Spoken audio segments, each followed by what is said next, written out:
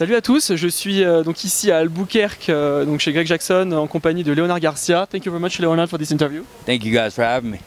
So, Leonard, you're a former UFC fighter. You did amazing fights. Even maybe one of the fights was the fight of the year, Yeah, correct? Two fights nominated Fight of the Year. Yeah, 2007 against Roger Huerta and then 2010 against the Korean Zombie. Can you just give us your memories of these fights? Oh man, both of them were great fights. Roger Huerta, first fight in the UFC, nobody knew who I was. After the first round, everybody knew who I was. Even Roger, I know he wasn't expecting that. He thought he was going to come in and just run over this little punk kid, and I went in there and fought my heart out, and it was kind of my introduction to the world. You know, everybody knew who I was, and everybody kind of expected fights like that from me then, from that point on, and then I was able to replicate that again a couple times, you know, against Nam Pham twice, and then against the Korean Zombie, of course. You know, we had that great, memorable fight. And then he caught me in the only twister in the UFC, so that's kind of, you know, hard to talk about, but it's still good, you know. Nice. So now you are fighting at the Legacy. You have a new challenge soon at the Legacy. It will be for the belt? Yeah, November 14th, I'm fighting Daniel Pineda. It's kind of a super fight for Legacy. Both of us Legacy champions at one point in time. Now we're both coming back fighting for a title. And, you know, we're both UFC vets. We're both from Texas. So it makes for a really good fight. You know, Daniel's one of those guys who's kind of a tough guy, walks around with the chip on his shoulder. Everybody knows that I like, you know, to test guys like that, so we might draw a line in the sand and have another great fight. Oh yeah, for sure. How is your preparations going right now? Going great. You know, I spent time in Corpus Christi with Hector Munoz at Full Contact Fight Academy, second-degree black belt. Just want to complete my game, make myself an all-around fighter, not just a crazy stand-up guy, even though that's always the type of fight that I'm looking for. I always love those crazy fights, you know, give the people what they pay for. You know, they pay to see two guys go at it. That's what I like to do. But, you know, I also want to be known as a guy who wasn't just a crazy wild man. You know, he could do jiu-jitsu, he could do the wrestling, he could do everything. So, you know, splitting time between there and here at Jackson's is great. Because, I mean, when you're here at Jackson's, of course, you got a world-class guy every round. And it just makes it harder to work here because you're having to fight for your life. Yeah. At Full Contact Fight Academy, Hector sits down one-on-one with me and teaches me. So that's why I like to split time. For how long have you been training here at Greg Jackson's? I've been here 7 years, going on 8 years now. The minute I got into the UFC, Greg Jackson actually gave me a phone call, and he told me, do you want UFC to be a hobby or do you want it to be a career? So I said, I want it to be a career, and he said, okay, drop whatever you're doing and get here tomorrow, and I'll help you make UFC a career.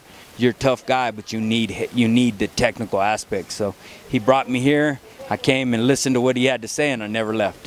What are the qualities of Greg Jackson? Oh, Greg is just a great person. You know, from not only is he a great, outstanding coach, and he knows what he's talking about and can explain something to you and then get on the mat and show you, but the qualities that Greg possesses, the way he can talk to somebody, the way he can connect to every fighter. Every one of us is different. I'm a totally different guy from Cowboy. Cowboy's a totally different guy from John Jones. John Jones is a totally different guy from Roger Navarez. We're all different people, but Greg connects to each one of us, and he has that. He has that about him where he can connect to every single person, and you know, that's just his touch, man. Mike Winkeljohn also is doing also a very good job with you guys. Can you tell us also a word about him? Yeah, of course. I mean, Winkeljohn, you know, it's funny because they call him Wink. He had an accident where he only has one eye now, but the thing about Mike Winkeljohn is he has so much experience in fighting and so much experience studying people that you tell him what your opponent's name is, he says, okay, I'll look. The next day he'll come in and he'll tell you, okay, that guy does this, he does that, this is his tail. He can spot habits right away. It's just like, you know, of course he only got one eye now, but just even with that one eye, man, it's amazing what he can see. And he's never wrong, man. Everything he's ever told me, your opponent's going to do this. It's almost like I know what my opponent's going to do before I get there. And it took me a little while to trust that. But once I started trusting it and he would tell me, then I'd start getting ready. And sure enough, exactly what he said would happen was going to happen. So that's him and Greg together. The way Greg's able to connect with the fighters and the way Wink's able to study opponents, I think that's why we have such a high winning record here. What do you think of your weight division now in the UFC, all these guys? Man, you know, you got guys like Conor McGregor, who has a whole, you know, nation on his shoulders. And, I mean, he goes out there and he talks a big game, but he goes out there and fights a great fight also. So, you know, the weight class right now is so crazy. You got Aldo fighting Chad Mendez, two great fighters. Cub Swanson's fighting Frankie Edgar.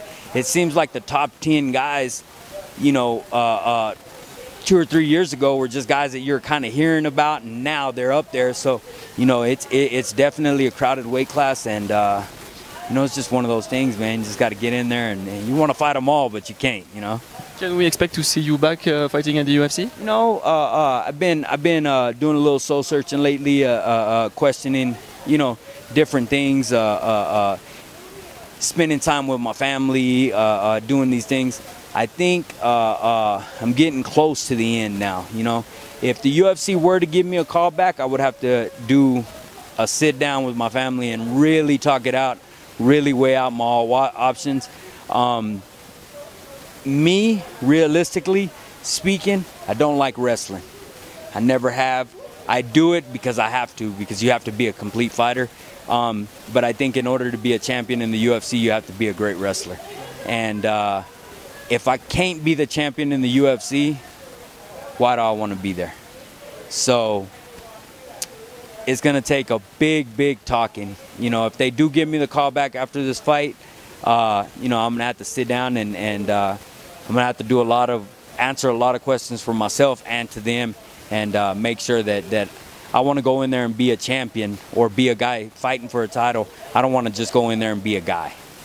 Thank you very much for this interview.